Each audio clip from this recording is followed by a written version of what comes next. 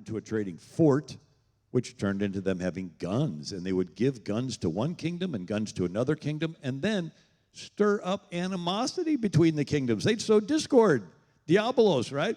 And then the kingdoms would fight each other and bloody and weaken each other, and then the British could come in to restore order by taking over both kingdoms. And they did this again and again and again till they took over all of India, a quarter of the world's population. And the British tried to do this in America during the Revolutionary War. The Americans and the Indians had reached an equilibrium. We were sort of getting along, and the British go to the Indians and promise them money for scalps. And so you have the British General Johnny Burgoyne meets with the Mohawk Indians, and so the Indians would go ahead of the British Army and scalp the Americans. And it was so bad that it was listed, they do their scalp dances, and they put the scalps on sticks and dance around the fire. It was so bad, it's listed as one of the reasons in the Declaration of Independence of why we were rebelling against the king. 27 reasons. This one, the king has excited domestic insurrection among us and has endeavored to bring on the inhabitants of our frontiers the merciless Indian savages whose known rule of warfare is an undistinguished destruction of all ages, sexes, and conditions. Right? So the British are coming in and stirring up the Indians. They did it again during the War of 1812. The British controlled Pensacola, Florida. And the just north is Fort Mims, Alabama, and the Red Stick Creek Indians. Do you know the French pronunciation of Red Stick? Baton Rouge, right? Baton Rouge. And so the British go to the Red Stick Indians and promise them money for scalps. And so here's the historical marker. It says here, Creek Indian War, 1813-14, took place most brutal massacre in American history. Indians took the fort with heavy loss, then killed all but about some 550 in the fort. Creeks had been armed by British at Pensacola in this phase of the War of 1812. Do we really think the British Empire cared about the Red Stick Creek Indians? No, they were coming in, sowing diabolos, sowing division, so that they could come in and conquer both of the weakened, right, ones. And then we have Napoleon, right? He conquers in Europe, 6 million die, and afterwards, the king of Prussia said, we can't get conquered that easy again. We need to strengthen the state. And so in Prussia is the city of Berlin and a professor named Hegel. And he influenced Darwin, and he had a student named Karl Marx, who was a member of the Young Hegelians. And he took this division concept that Diabolos, right, that Abimelech, that Machiavelli, that the British Empire used, and he turned it into a nice, neat triangle. And one corner is a thesis, the opposite corner is an antithesis or antithesis, and the top corner is a synthesis. It's called Hegelian dialectics. It sounds complicated, but it's not. You start off at the status quo, and then you create discord. You create a problem that's real bad so that everybody panics in fear and they'll be willing to surrender their freedom to some government leader that restores order, but he only brings it back to where it's half as bad. And but everybody's happy because it's at least not as bad as it was for a moment. And so then that becomes the new starting point, the new thesis. You create another antithesis, another problem that's real bad, and everybody panics in fear, and they're willing to surrender some more of their freedom to settle for an answer that's just half as bad. And then that becomes a new thesis starting point. You create another problem that's real bad. Everybody panics in fear and surrenders some more of their freedom to the state to have an answer that's just half as bad. And each time they surrender, they're giving up a little of their individual freedom to the state. And so Karl Marx says, how do you create a problem that's real bad? You send in agitators, agent provocateurs, community organizers, like Abimelech did, like Machiavelli, right? You hire the vain and worthless persons. And you create crises, discord, instability, where everybody panics in fear, and then people are willing to surrender their freedom to have order restored. And so Karl Marx had a term for this, critical theory. And so you categorize all the groups in the country, and you list them economically, religiously, ethnically, as victims or oppressors, haves and have-nots. And then you pit them against each other to create internal crises. And so first, it was economic, the proletariat versus the bourgeois, the poor against the rich. And then it's racial, blacks against the whites, and religious, Catholics against the Protestants, and Muslims against the Christians, even the Hutus against the Tutsis in the Congo and Rwanda. The people in the Congo and Rwanda saw themselves as one for centuries, but the Belgian and German colonizers come in and would measure them and their heights and their features, and they would say, you're a Hutu and you're a Tutsi. Even made them go down to the government offices and register as Hutus and Tutsis. And then they pitted them against each other. And they fought each other and genocided each other. And then in the weakened condition, the colonizing power could come in and take over. They literally created artificial racial distinctions that had not been there before. So this concept, you want to go into a society and break people into groups. You want to break the husbands against the wives, the children against the parents, or even the sexes. You want to do anything just to break people into intersectionality groups. And so Castro said the revolution needs the enemy. The revolutionary needs his antithesis, which is the counter-revolutionary. And if enemies were lacking, they had to be fabricated. So you can't get people to panic and give up their freedoms if there's no problem, if there's no antithesis. Why would I go from the thesis to the synthesis? Why would I go from everything's fine to giving up freedom? You need something that gets people into fear. And if there isn't anything, you have to create something, like a white Christian national supremacist, right, and a boogeyman that's really not there, but you want to create something that you can get people afraid of so that you have an excuse to seize power. And Jesus talked about this. He said, if a kingdom be divided against itself, that kingdom cannot stand. And Lincoln gave an address, a house divided against itself cannot stand. And it's sort of like introducing an autoimmune disease into the body politic. What's an autoimmune disease? It's where your own immune system starts attacking your own organs and joints. You have inflammation. You have a war going on inside of your own body. And so this is introducing an autoimmune disease into the body politic. You take the country and you go in and you break them into groups and pit them against each other, and it weakens the body so they can be conquered. So how do you destroy a marriage? So division. How do you destroy a family? So division. How do you destroy a church? So division. How do you destroy a country? So division. So critical race theory. Patriotism is the enemy. Get people to identify with subgroups and then pit the subgroups against each other. And then during the Cold War, they called it color revolutions. And this went on for like 50 years during the Cold War. After World War II, you had countries in Europe that would create republics and have brand new leaders, and they were digging their way out of the post-World War II problems. But the Soviets didn't like them being free republics, and so they would send in KGB agents that would do critical theory, and they'd just sit there and observe all the different groups, and they start categorizing them, and then they would orchestrate protests and riots, and then have it escalate into bloodshed. Why bloodshed? Because then people think emotionally and not logically, and then the whole country's emotional, and you co-opt the media with bribes and threats to blame the leader of the new republic for all the problems. And as the polling shows this leader dropping in popularity because people are believing the media, when it gets low enough, you do a coup or a rigged election and the people won't fight it because by that time they don't like the leader anymore.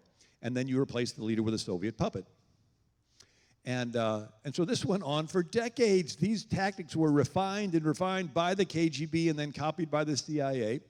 And so Truman does nothing while country after country falls and goes behind the Iron Curtain because he thinks the United Nations he helped form will bring world peace. The next president, Eisenhower, and he decides that he can't just sit back. And so when Iran begins to side with the Soviet Union, he has his head of the CIA, Allen Dulles, put in place Operation Ajax. And he sends over Kermit Roosevelt Jr., the grandson of Teddy Roosevelt. He's an expert in foreign languages, including Farsi, and he goes to Tehran, and he does the KGB thing in reverse. He recruits mobsters and gangsters and radical imams, and they stage protests and riots, and they attack mosques, and then they co-opt the media to blame Mossadegh, the leader of Iran, for all the problems. And they do the polling, and when Mossadegh's popularity dropped far enough, they put him under house arrest, lock him away for the rest of his life where he dies, and they replaced him with the Shah, who loved America because we helped put him in. And so this tactic was done by the CIA in Guatemala, and also in the Congo, Dominican Republic, South Vietnam, Brazil, Chile, and elsewhere. And the KGB did the same thing. With the KGB started the PLO in the 1960s for one purpose: sow division in the Middle East. And then the KGB helped Castro to take over Cuba, sow division. And then the KGB helped start FARC in Colombia and ELN in Bolivia, right, with Brezhnev and Khrushchev to sow division so they could seize power. And then there's over 200 coups and coup attempts, this being done in African countries. And FDR talked about this when it was beginning to be observed. He said, November 1st, 1940, "Whoever seeks to set one nationality against another seeks to degrade all nationalities. Whoever seeks to set one race against another seeks to enslave all races." FDR said, "Remember the Nazi technique: pit race against race, religion against religion, prejudice against prejudice, divide and conquer." I thought it was interesting that Charles Barkley, during all the George Floyd riots and everything, NBA player, CBS Sports panel, April 3rd, 2021, he said, "Man, I think most white people and black people are great people. I really believe that in my heart. But I think our system is set up where our politicians, whether they're Republicans or Democrats, are designed to make us not like each other so they can keep their grasp of money and power. They divide and conquer." We're so stupid following our politicians. Now, thank God for the good ones. We need the good ones to protect us from the bad ones, and we need to get out and support them. Their only job is, hey, let's make the whites and blacks not like each other. Let's make the rich people and the poor people not like each other. Let's scramble the middle class. I truly believe this in my heart.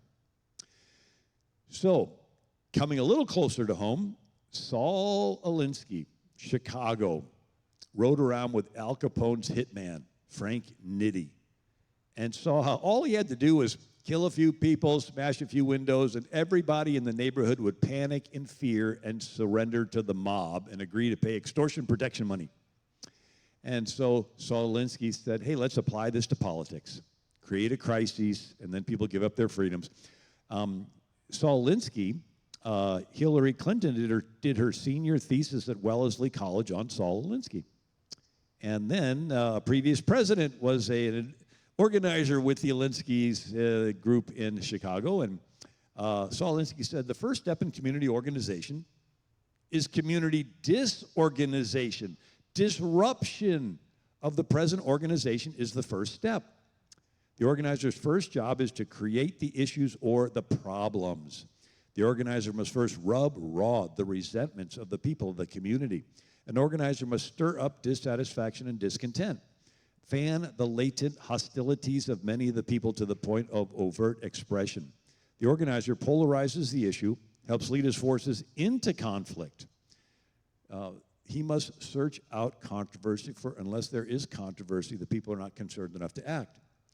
And so he even, 2 months before he died, did an interview with, or by the way, in the front of his book, Rules for Radicals, he says, he gives an acknowledgement to Lucifer.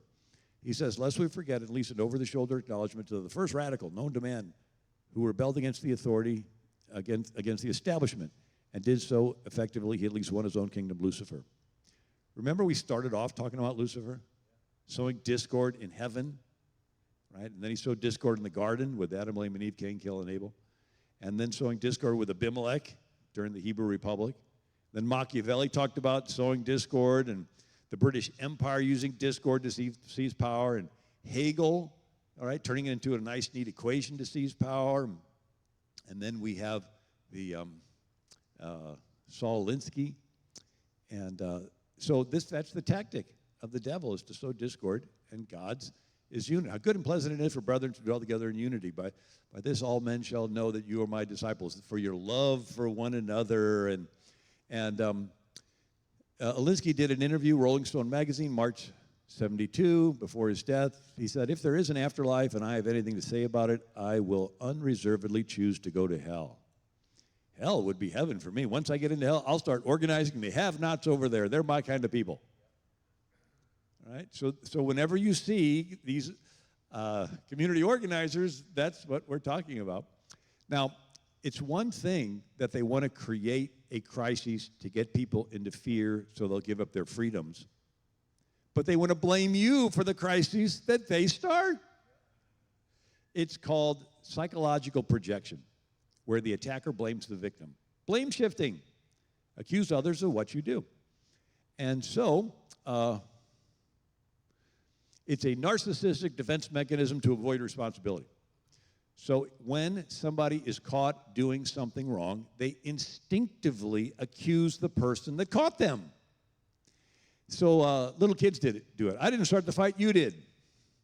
Or a cheating spouse will accuse the faithful spouse of being unfaithful, right?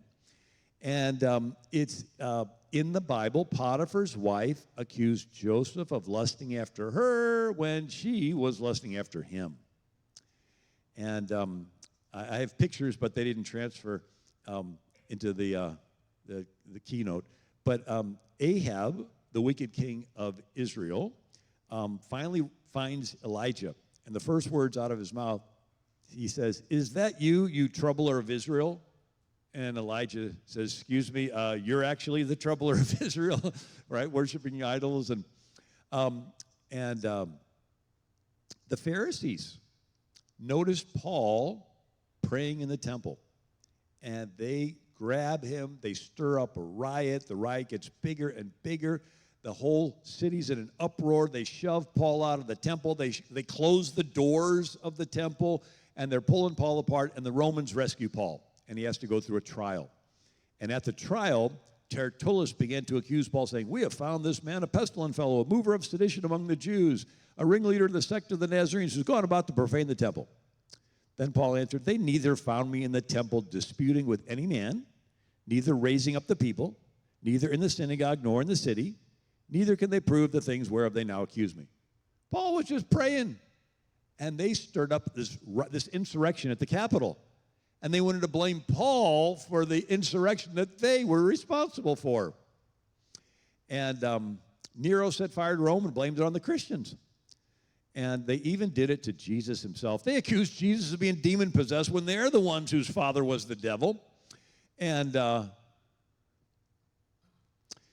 Adam even blamed God, right? He blame-shifted. Well, Adam sinned, but he says, "Well, it's the woman you gave me." He blame-shifted. And so it went into politics. And so on NPR radio, April 19th, 2010, David Axelrod, an advisor to a previous president, said in Chicago there was an old tradition of throwing a brick through your own campaign office window and then calling a press conference to say you've been attacked. Right? You throw the brick through your own window, then you call the press conference, "Oh, my opponent did this," and then the opponent has to say, "I didn't do it, I didn't do it," and the news keeps repeating it. Opponent accused of throwing a brick, opponent accused of throwing a brick. And by the time it's repeated in the news, the public makes an association. This candidate threw the brick, even though they didn't. They were just minding their own business. But the news keeps repeating it. And if it ever gets pointed back at the guilty person, by that time the water's muddied. The public doesn't know who to trust, and they get a pass. And so when you had Hillary Clinton as Secretary of State, she approved Uranium One deal of transferring a fifth of the U.S. uranium to Russia. In exchange, she suspiciously got $145 million deposited into her Clinton Foundation.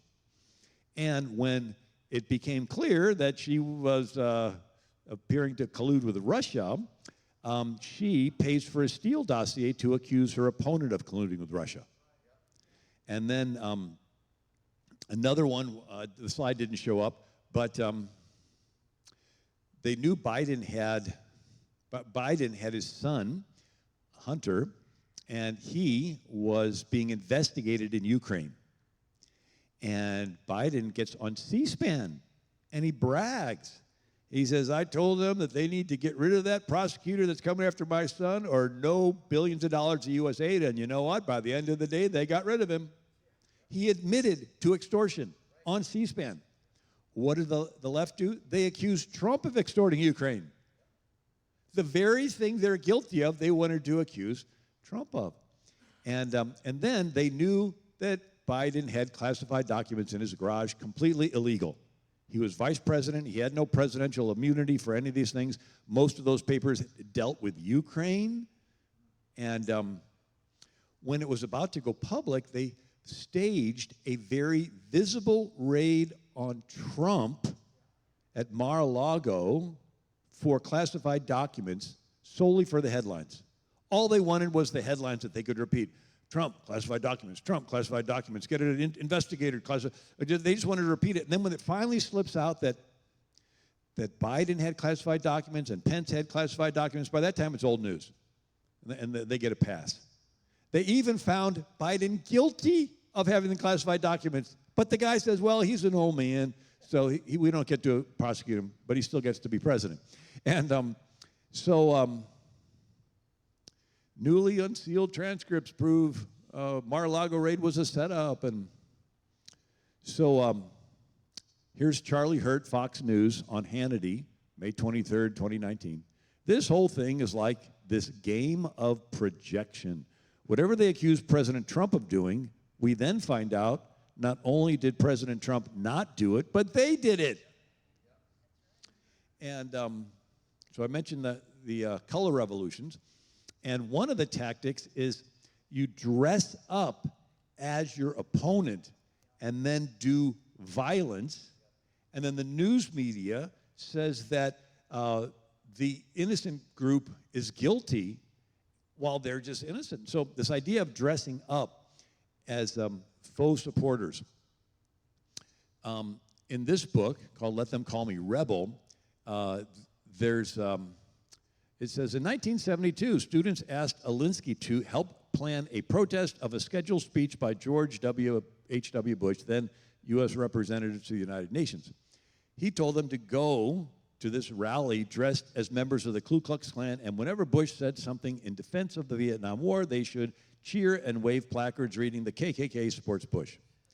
And this is what the students did with very successful results.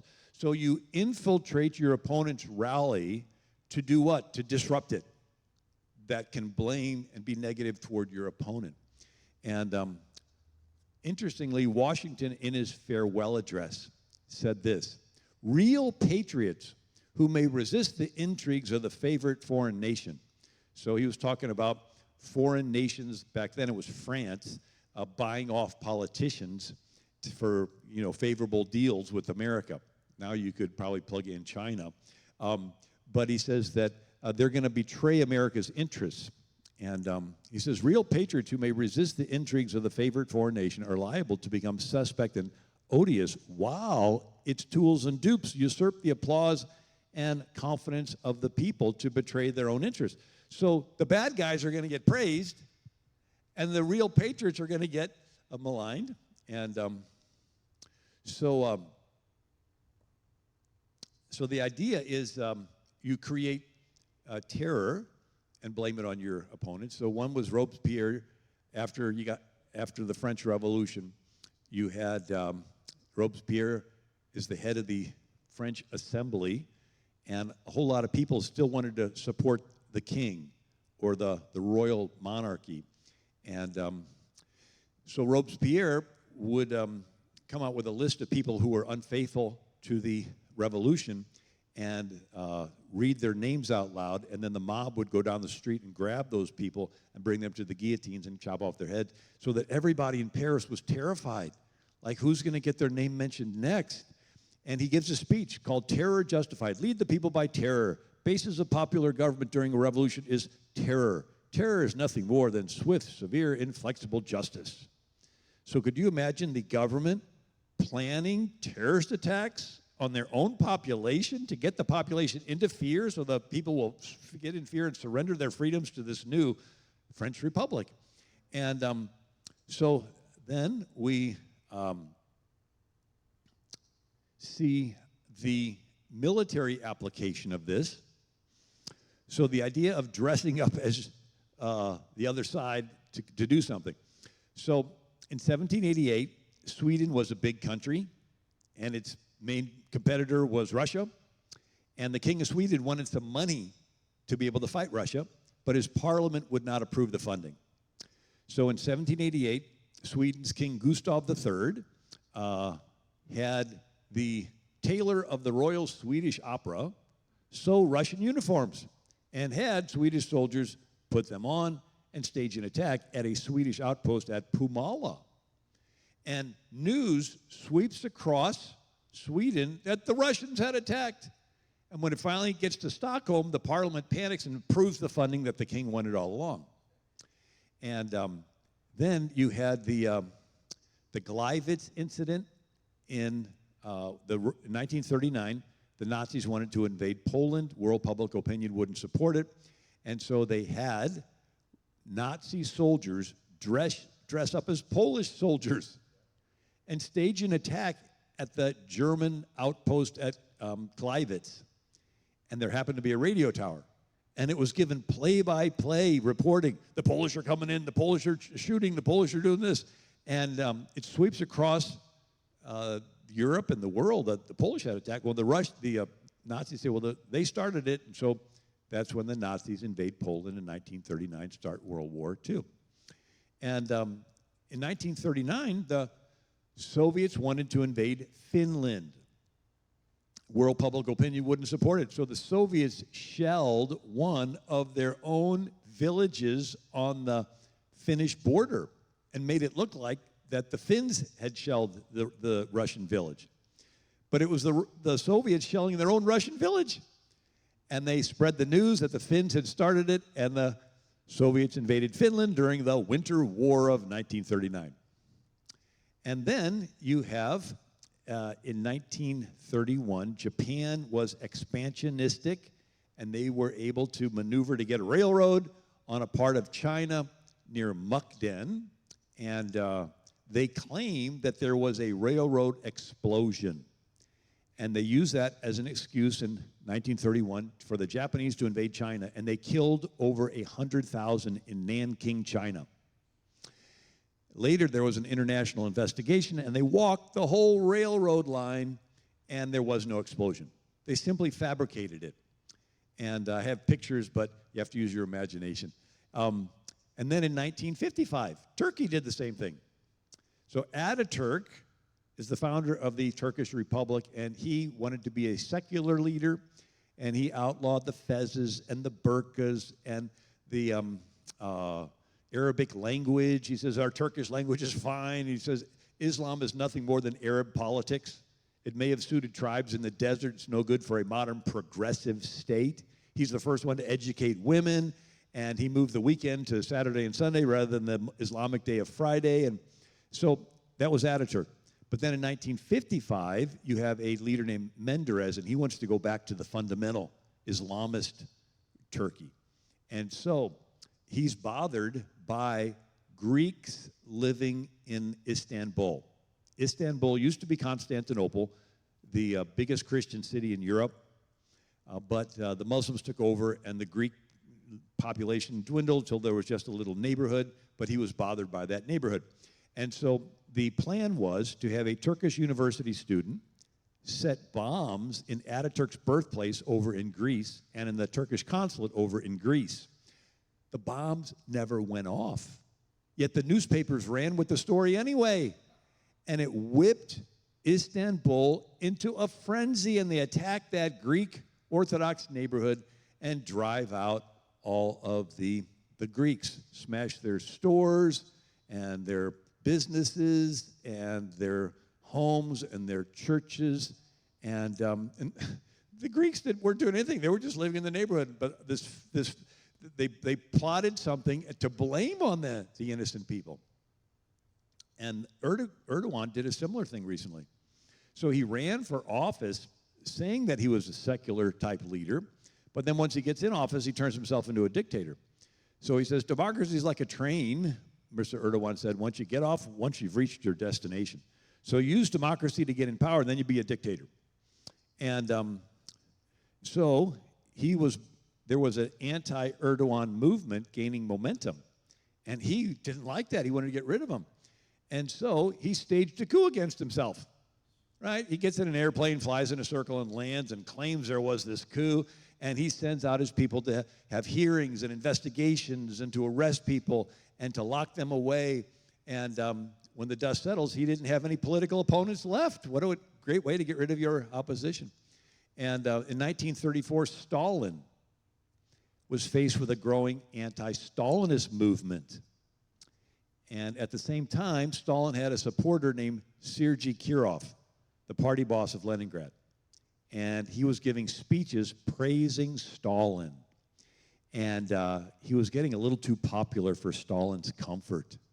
They actually built a statue to Sergei Kirov in Leningrad. And so Stalin had an idea. He would assassinate his friend, Sergei Kirov, and eliminate a potential rival, and then blame the assassination on the anti-Stalinists. Everybody would go for it because the anti-Stalinists did not like Stalin, and they did not like Sergei Kirov because he was supporting Stalin. Stalin used this as an excuse to round up people, to have investigations, to have hearings, and to kill over 1 million people in the first Great Purge of 1936 to 38. And so a similar thing happened in Germany. Germany had a republic, the Weimar Republic, and so they had parties, and one party was the National Socialist Workers' Party, or Nazi, and Hitler was the head of it, and he had a group of violent Antifa, BLM-type people. They were called brown shirts. They were nicknamed Sturmabteilung, which means stormtroopers, because they would storm into the meetings of Hitler's opponents and disrupt the meeting. And then they would lock arms and block access to buildings and block streets. Could you imagine people locking arms and blocking things?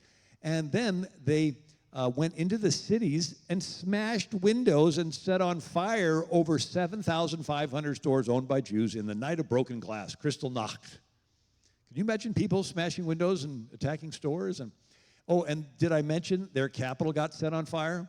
The burning of the Reichstag. They had an insurrection at the Capitol.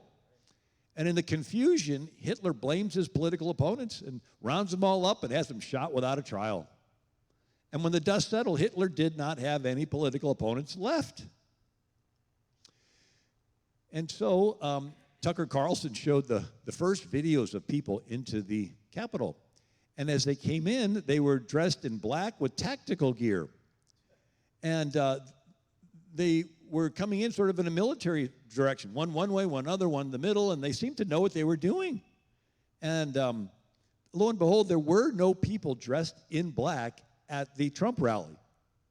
They didn't just happen to bring tactical gear with them to hear Trump give a speech, right? And then it came out that there were FBI operatives in the crowd. And one was Ray Epps. And he's on video saying, we got to break into the Capitol. And he's tweeting out, I'm orchestrating the whole thing. And so you see that they want to do crises, but blame it on their opponents.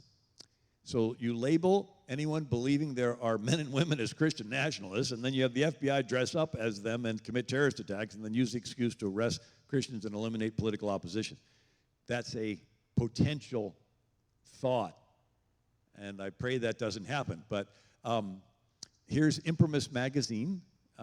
Michael Rectenwald wrote an article, What is the Great Reset? Klaus Schwab, World Economic Forum, Theory Merrill right, that if the past 5 centuries in Europe and America have taught us anything, it's that acute crises contribute to boosting the power of the state. So here you have these people wanting a one-world government, and they've understood that you have to have acute crises to get a one-world government to get power. And I thought this was interesting. Peter Thiel, the founder of PayPal, and he gives an address at Stanford's Classical Liberalism in November 18th, 2022. He says the zeitgeist, which is the worldview, the attitude, the zeitgeist on the other side is we are not going to make it for another century on this planet, and therefore we need to embrace a one-world totalitarian state right now. Whatever the dangers are in the future. We need never underestimate the danger of a one-world totalitarian state. 1 Thessalonians 5:3, he quotes the scripture, the political slogan of the Antichrist is peace and safety. I want to suggest we would do well to be a little more scared of the Antichrist and a little less scared of Armageddon. In other words, don't be afraid of the world ending. Be afraid of the people that promise to save you from the world ending.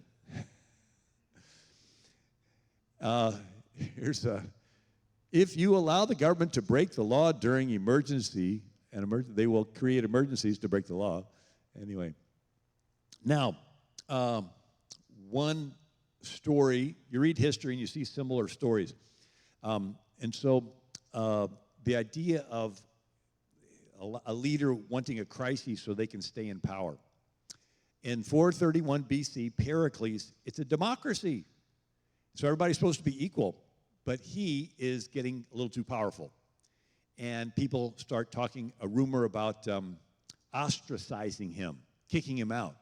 Sort of like a 25th Amendment, right? They want to kick him out, and he doesn't want to give up power. And so he intentionally lets relations with Sparta deteriorate into a war.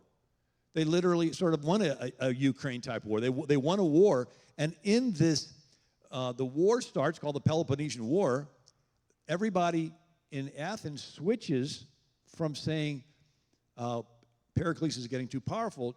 It switches to saying we need Pericles because he's a powerful leader and we got a war. We need somebody that can be a powerful leader in time of war. And that began this concept in political history that whenever a leader is becoming unpopular, he intentionally wants to get into a war because then people stop criticizing him and they want him to have more power so that they can win the war. And I could go into the whole history of that. But one more explanation of infiltrating to create crises. After World War I and II, Iran became secular. And this is the university in Tehran and the girls in their college there in Tehran. And this is girls in Afghanistan and Kabul, and they're wearing skirts and going to class, and beauty pageants in Syria. And here's Nasser, the leader of Egypt, and here's women wearing the newest fashions in Cairo, Egypt. And here's the beaches in Cairo, Egypt. It looks like Southern California and the Beach Boys, right? And there's Nasser's family. They're all dressed in Western clothes. And what happened? How did we go from a pro-West Middle East to a pro-Islam Middle East, right? You had the Muslim Brotherhood started in 1928. And these were fundamentalist Muslims, and they came up with the plan of infiltration. So they would infiltrate all the different countries in the Middle East, and they would integrate into their military, into their culture, and then when everybody was unsuspecting, they would do terrorist attacks. And so they infiltrated these countries. Muhammad lived in two cities. I wrote a book on it. Mecca, Muhammad was a religious leader. Medina, Muhammad becomes a political and a military leader.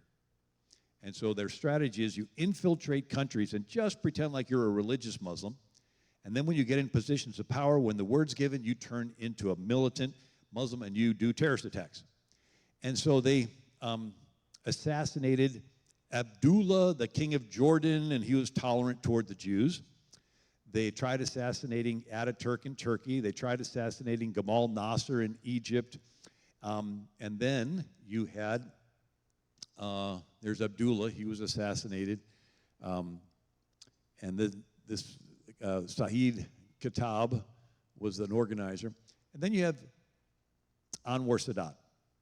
And he makes a deal with the Jews called the Camp David Accords, right? And Jimmy Carter, and he makes, now there's peace in the Middle East. You have this big Muslim country making peace with Israel, and Billy Graham thanks Anwar Sadat. Pat Robertson thanks Anwar Sadat. Everybody's like, this is wonderful. Arabs, Jews got peace. But the Muslim Brotherhood had infiltrated the Egyptian military, and they were having a parade. And as the military goes past the bandstands where the president is, these Muslims who had infiltrated the military stop, turn with their machine guns, and fill Anwar Sadat with lead. And Mubarak was wounded, but he survived, and he ruled Egypt until Obama came and disinvited Mubarak. The president of the country disinvited him and then filled the room with Muslim Brotherhood people. So Obama helped bring in this Arab Spring to do what? To overthrow all these pro-West leaders in the Middle East. So the globalist tactic is what? Get people in fear, and then they'll trade their freedom for security. They want to get the whole world into fear. A healthcare crisis, a food shortage crisis, a currency crisis, and then in the fear, people will trade their freedom to this globalist thing. And but the Lord's response is fear not, fear not, fear not. And as more power concentrates into fewer hands globally, God's counterbalance is to get more people involved locally, right? Get involved in school board and city council and so forth. And so one of the pictures I had here was Manasseh was the wicked king of Judah, sacrificing kids to Moloch. The prophets come and tell him it's over. God is finally fed up. There's nothing more unjust than killing innocent babies that didn't do anything wrong. And so the prophecy judgment is pronounced. But Manasseh has a grandson named Josiah. He's 8 years old when he becomes king. Teenager, he starts to seek the Lord. Early 20s, he tells him to clean out the temple that his granddad had trashed. And they find the law of God. Josephus, the Jewish commentator, said it was the last copy of the law on earth because Manasseh had tried to destroy all the other copies of the law. And it was supposedly the original one Moses had wrapped in burlap, stored under a bunch of stuff. And they pull it out and they read it to this young king, Josiah, and he rips his garments and repents and sends messengers to a prophetess in town named Huldah, the wife of the king's tailor. And she tells the messengers, tell the man that sent you that judgment's coming, but not during his lifetime, because he repented when he heard the words of the Lord. And so for the rest of the 31-year reign of Josiah, there's peace and prosperity, a big Passover. He tears down Sodomite temples, sends the Levites out to teach the law. It was during that revival that Daniel, Shadrach, Meshach, and Abednego got saved, right, to use that terminology. And so from the moment judgment was pronounced, there was a 31-year reprieve because the people repented. I believe we deserve judgment because of killing innocent babies, but if we repent, God can put it off, right? I don't know. I think maybe that's one of the reasons it's hard to pin down the date, because maybe God's given himself a little room if we repent. And you know, I read a lot of history. Every generation has a crisis. If we get through this crisis, there'll be another one. If we get through that crisis, there'll be another one. Every generation has a crisis. Attila the Hun had an army of 500 million people in 450 A.D., wiping out cities across Europe.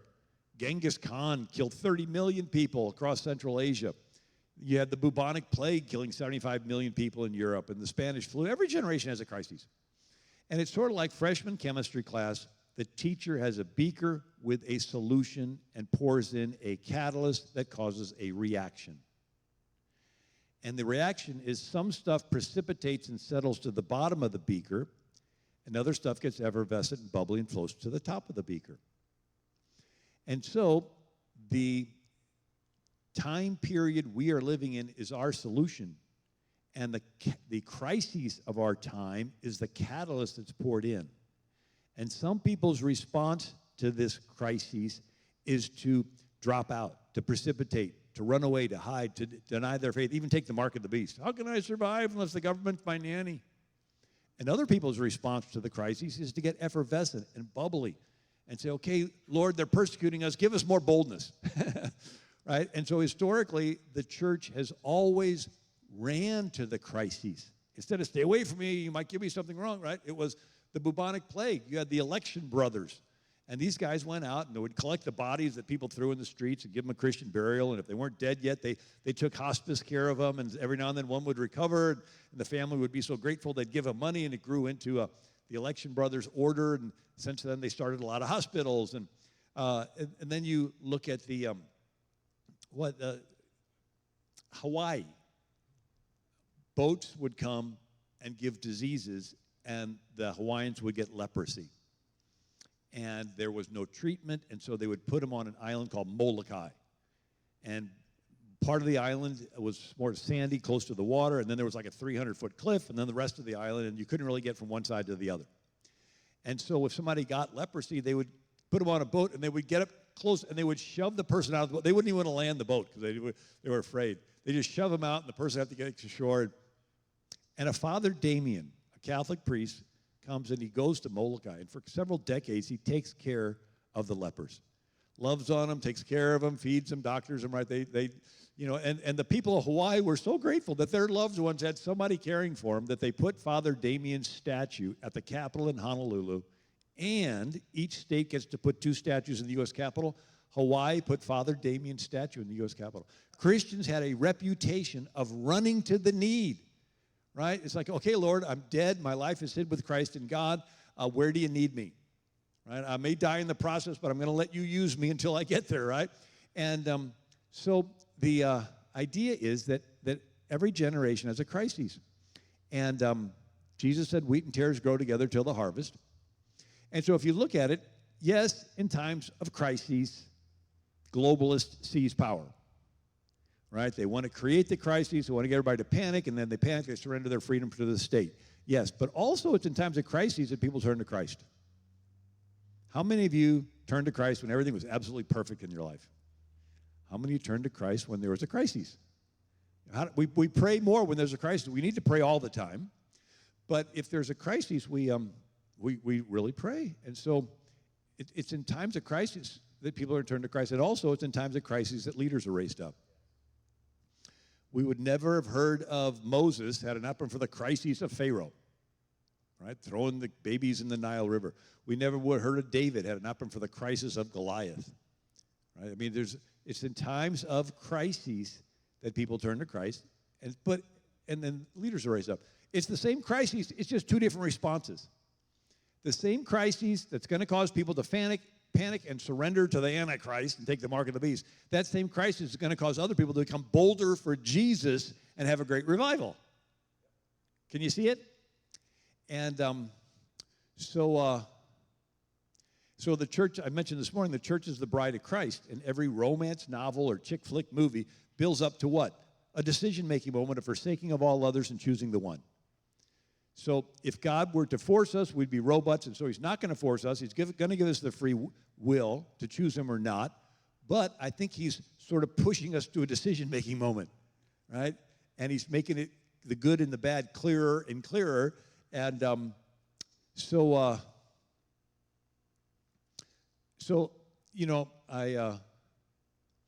mentioned this morning about how God is just, and that we've sinned. And then the gospel message. And in a sense, the gospel message is pushing people to make a decision. And so I thought, where's the first instance of the gospel in the Bible? I thought, well, Adam and Eve sinned, and they hid from God. Have you ever sinned against anybody? You sort of don't want to be around the person you've sinned against. Right, let's say you're talking about somebody behind their back, you're joking about them, making fun of them, and you look up and there's that very person walking toward you. Question, are you drawn to want to go over to him, or like, oh man, I'm embarrassed, I was just making fun of that guy. You just want to slip out the back. Your own conscience does not want you to be around the person you've sinned against. When Adam and Eve sinned against God, they're the ones that wanted to hide. God still wanted to walk with them in the garden, but they wanted to hide.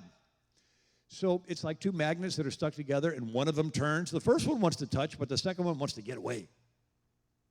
So it's not so much that God sends people to hell. It's once people sin against God, it's their own conscience that makes them want to avoid him, stay away from him, stay away from church, right? Avoid him for a day, week, month, a lifetime. And so Adam and Eve said, we blew it. We have to do something to make ourselves acceptable to God again. They put on fig leaves. That was the beginning of false religions.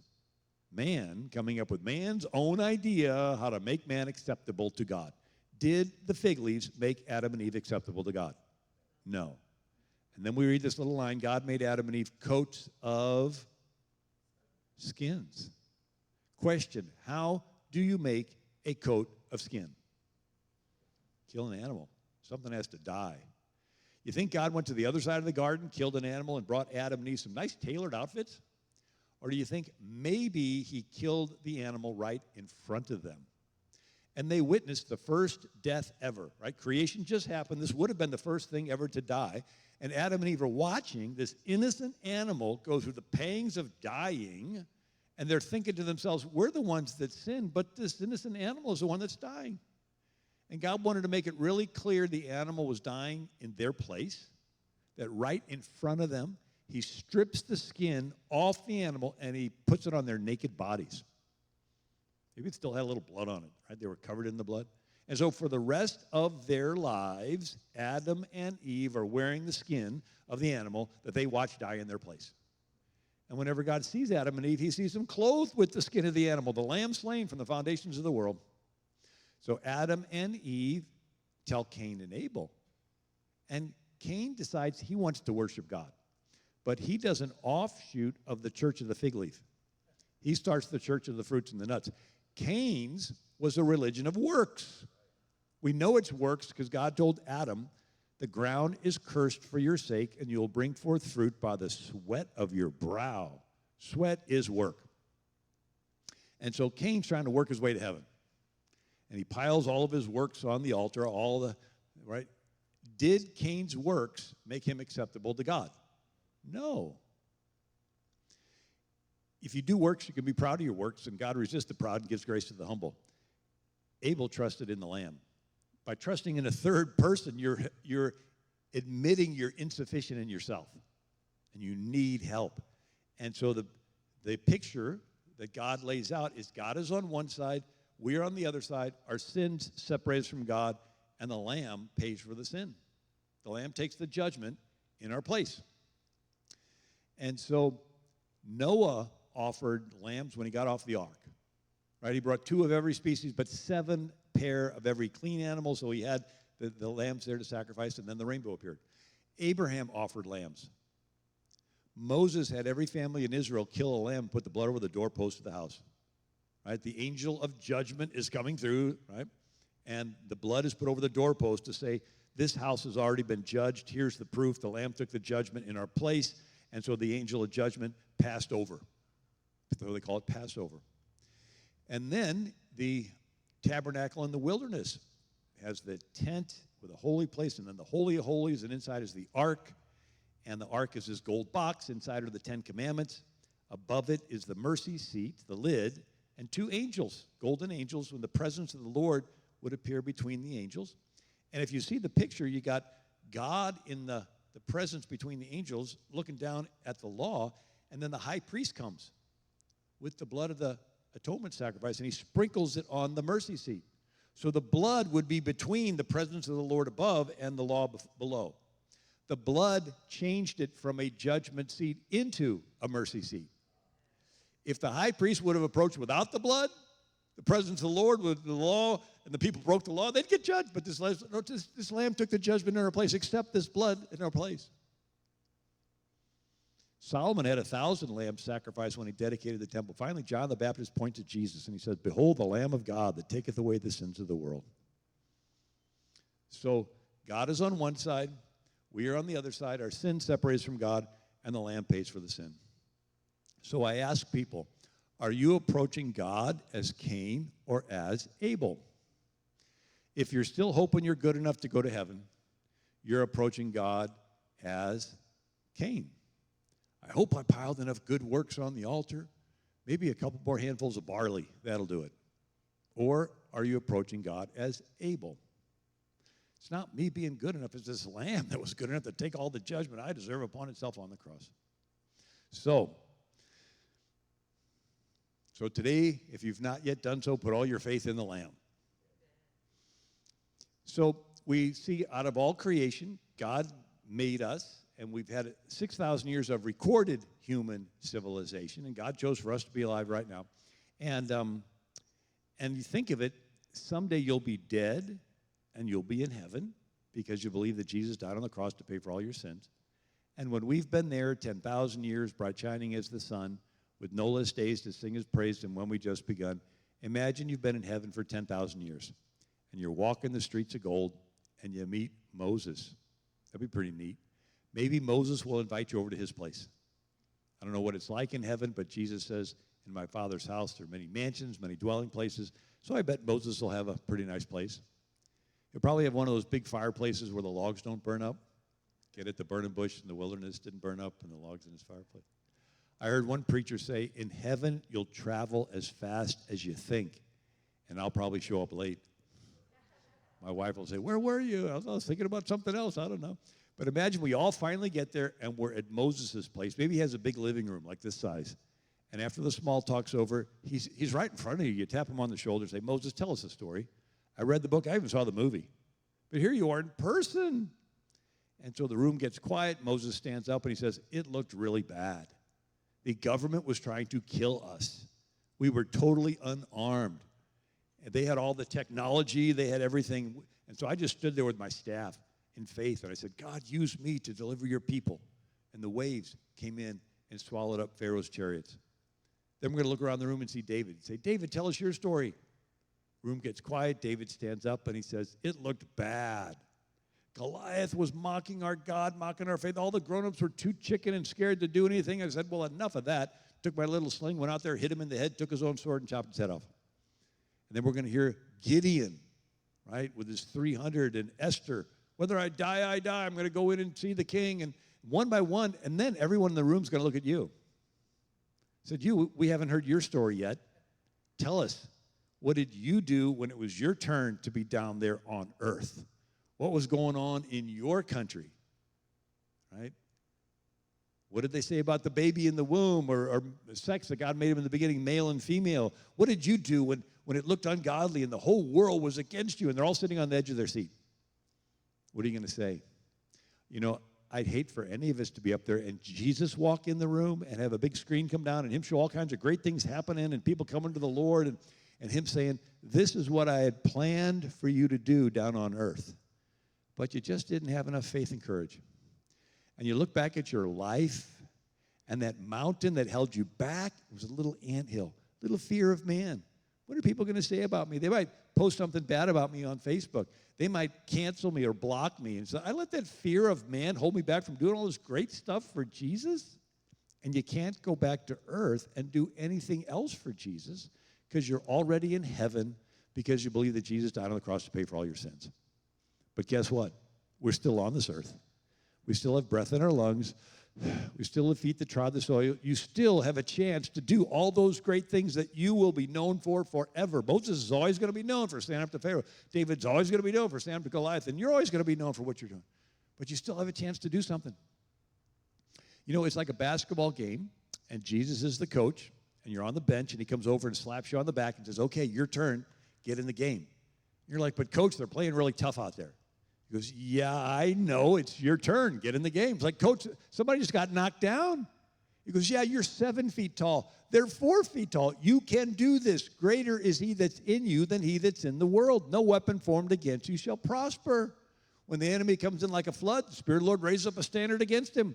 Though 1,000 fall at your side and 10,000 at your right hand, it shall not come nigh thee. Out of all of world's history, the good Lord decided for you to be alive right now.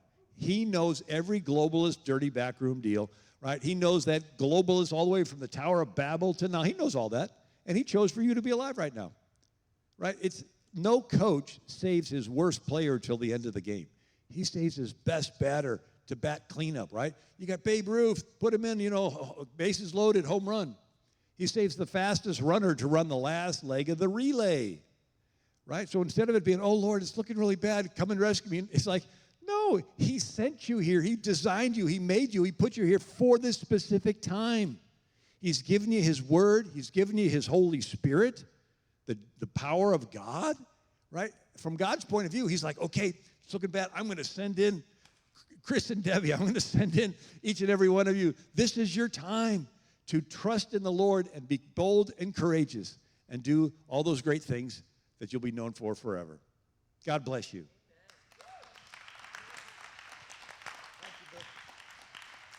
Come on, let's stand together. And Bill, if you